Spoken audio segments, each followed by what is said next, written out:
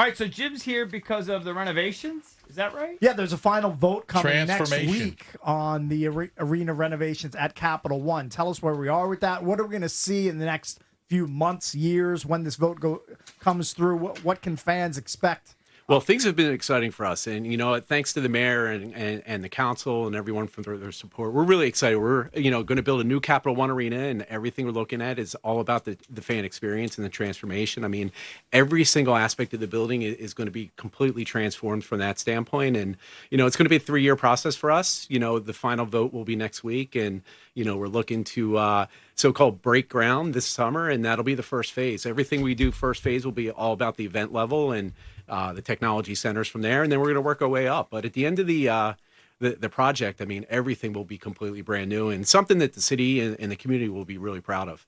So what, as a fan, what will we notice? I think you're going to notice everything from the exterior to the interior. I mean, if you look, what are you going to do exterior? Let's go there. What are you going to see exterior? We're going to transform the entire exterior. It's not going to look anything like what we have now. We're going to be looking at new entrances into the building. We're expanding the footprint, looking at a lot of different aspects. How can you do that? How can you expand the footprint? Taking some of the retail space that's nearby? I think that's one of the opportunities that we have, and we're excited about that partnership, and thanks to the city for, really the thought process of going into that. I think, with us expanding into a portion of the gallery place, it allows us to really do transformational things in the building. So that's opening up the door for us to do a lot of great new things. Or like that little courtyard area? That's the Grand Pavilion.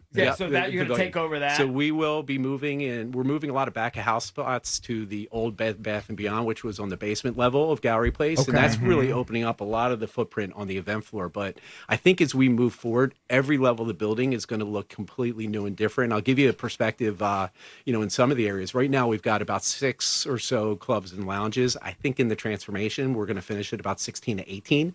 So a lot more social spaces for every fan. I think our approach is we want every fan coming into the building, all 20,000, to feel like a premium seat holder and have destinations and congregation areas, but also at the same point in time see an incredible event inside the bowl. And as you guys know, we have one of the busiest buildings in the country, and for us it's great. We've got 4 main tenants in the Caps, the Wizards, Georgetown University, and really the Mystics. So I think we've got a unique opportunity here.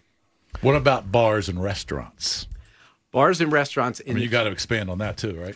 Yeah, I think we're looking at a lot of different things. I mean, that's where these clubs and lounges and destination spots inside the arena are really going to be important for the fans. And I think also, the mayor has an incredible vision along with the council of really connecting the National Mall through the convention center and revitalizing downtown D.C. And, I think in our community, we're going to see a lot more transformation in terms of new restaurants, bars, experiences, really revitalizing that community. I mean, it's iconic real estate, and I think it's something that really needs to be best in class. What about inside seating? Like, are the Hennessy lofts, is that a long-term thing, or is that just in the meantime an interim thing? Or is it? No, I think that's a long-term process for us. You know what? We had a lot of tremendous success. I mean, it's only the second year of the Hennessy loss. We've actually added the Michelob Ultra lounge seats on the opposite side of the court, which is fantastic. I mean, all right, what's the difference? Can we compare and contrast? I think Hennessy is the premier level. It's the notch above. So, like Drabby, he could go to the Michelob Ultra. The Junks, we go to the Hennessy. Well, I mean, you guys are my secret shoppers, so I put you guys in all the best. So Thank you. You guys can give me good feedback and share the story, which is incredible. Seats. Yeah. All right, so I'm reading here. Ask about the vault suites.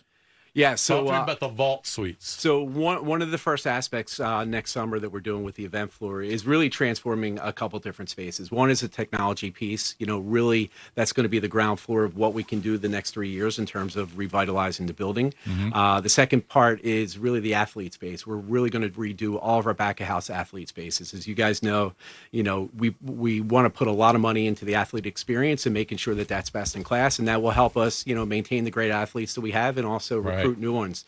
The third part is really redoing our VIP clubs. So we announced a partnership with United Airlines to present the United Globe Club and Lounge, which is going to be a new transformational 24,000 square foot space for about 1,000 of our VIP guests. And the final piece of this is our brand new vault suites, which we're going to have 7 different types of suites in the building as we move forward. And our event level suites are going to be known as the vault suites. There's 10 unique locations. They fit 20 people per night. It is a street to seat experience in terms of everything being first class, and it'll be an all-inclusive experience. So we're really excited about, as this process begins. We're going to go on sale next month in January with them, and I think it is going to be the most premier sports venue experience you could have at any arena in the country.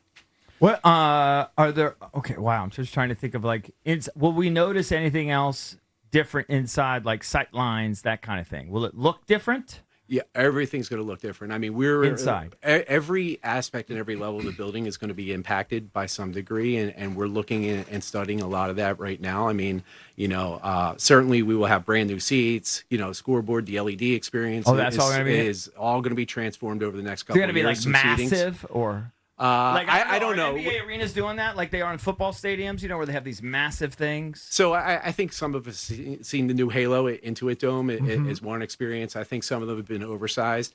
We haven't really committed on design or anything from that standpoint. Yeah. I think if you go down to our building, I mean, it pretty much is immersive inside the building, but also the focus is on the event that's happening inside the building, so the court and the ice. So, I mean, I don't want to take away from, the experience of coming and watching these games. And, I think we're going to do it tastefully and do it the right way, but it will be new and different.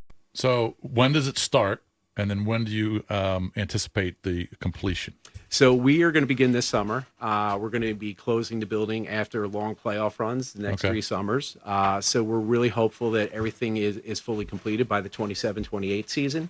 I'm sure some of the work with us expanding will be behind walls, so we'll be doing kind of year-round construction, but the bulk of it will happen in the summer months. And hopefully this summer it's June. The way the Cats are playing right now, I mean, it looks like it could be an incredible run for us. So, but yeah, we're going to do the bulk of the work in the summer months. So bulk of the work in the summer months, and then obviously open up again for the team sports for the team sports in the fall. And hopefully condense a lot of our concerts to basically the September through kind of June timeframe. So obviously the fans will notice what's going on inside.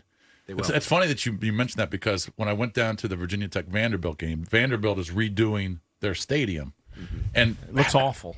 Well, it looks awful because they're trying to complete it, but half of the stadium is completely closed with renovations and cranes and everything. Now the other half, they just put this huge jumbotron in there. It looks great, but it's just weird to go into a game and to have half of it closed. Like half done. And it's half done. Yeah. That's basically what's going to happen. Yeah, I think, we're going to spend the next couple of years really just educating and keeping the community up to speed and our fans in terms of the transformation. I mean, certainly we're going to ask people to be patient with us, as we kind of go through this. But, I think what's been great already, if you look over the next 3 years, we already announced the NCAA Frozen Four coming to D.C. We've also announced the Women's Elite Eight coming to D.C. in the NCAA. And I think we're really positioning ourselves for major national and global events to come back to DC in really broad way moving forward. So I think you said incredible ability to recall all the stuff you got going on.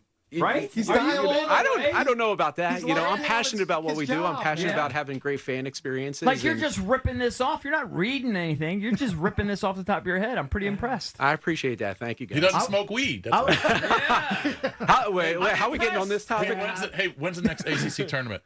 Hopefully, probably before 2030. I don't know the exact dates. I mean, you guys know we're committed to college basketball. I mean, ideally for us, every year we would host some type of college tournament, and then, being the home facility for Georgetown University in the 18 games, and I love what Coach is doing there, and that team is going to get better and better. I think this is a basketball hot market, and I think Are you there at most of these events? I am. And if you guys get a chance tonight, I don't know if you guys know this. I know it's a big football weekend with Army-Navy, but we're hosting the Capital Hockey Classic tonight, which is a military hockey doubleheader. Army versus Navy's club team is the matinee game, and then the evening game is Division I, Army versus Penn State. And we got a great program. I want to thank Google. Google for Government's our presenting partner, and we've got a lot of really great support for the program and event. And are you still selling tickets for that? We are. We're I think right now we're over 10,000. We expected to do about 12, so we feel really good about the numbers. And it's our first time ever doing the event, and hopefully we can make this an annual one. The military is so important, as you guys know, in this community. Absolutely, of course. That's funny that you talked about the athlete experience, because I wasn't told by you, but I was told by somebody that NBA free agents, I mean, obviously they choose their teams because of money, but they also like the fat ass locker rooms. They like to be pampered. They do. They And want you know what? enhanced locker rooms. Junks like to be pampered too. And they're going to put a lot of money That's into why we that. put you guys in the Hennessy That- Lofts. no, I that's mean, And they're going to put a lot of money into that to Yeah. try and attract some of these players. Say, look what you got. I think I'm a Hennessy Loft regular. I was there last Friday. We're coming out the night before our holiday show at MGM National Harbor. I'm a fixture in the Hennessy Loft. I already forget. What am I doing? I'm doing the hockey. So I go down Caesar's Lounge guy. Well, of Caesar's course. Lounge guy too. Love Caesar's that. Lounge, great pregame Wait spot. till next year when you guys come out. I mean, you're going to see everything on the event floor completely transformed, and we'll have you guys check out a couple of those different Do we experiences. still have to be sheepish every time we reach out to you? We feel bad. We're like, hey, sorry to hit you up for this, but I need ... number of Not tickets I for. need. Would you happen to Yeah, have? I would love to have Yeah, not this I many need. tickets. You know what's? I tell everyone what's great about you guys is all four of you have different taste. Yeah. JP hits me up all the time for concerts, Shocker. and you know what? He loves the music scene, so he'll Yeah. give me really good feedback on a good show He and a doesn't bad care show. about sleep. Cakes comes to a lot of the hockey games. Mm-hmm. Other guys come to basketball games, so I think we've got everyone kind of covered on that front. Very good. Well, Jim, thank you again for coming in. Thank you for bearing Wizards hoodie gifts Thank for you. us Everybody during get the yours. holiday season. It's Jim Van Stone, President of Business Operations JBS. and Chief Commercial Officer at Monumental Sports and Entertainment. Lots of exciting things happening in your world. Thanks for sharing the plans for the renovations and everything down at Capital One Arena with the Junks. It's Thank you, appreciated. Jim. Thanks, you, guys.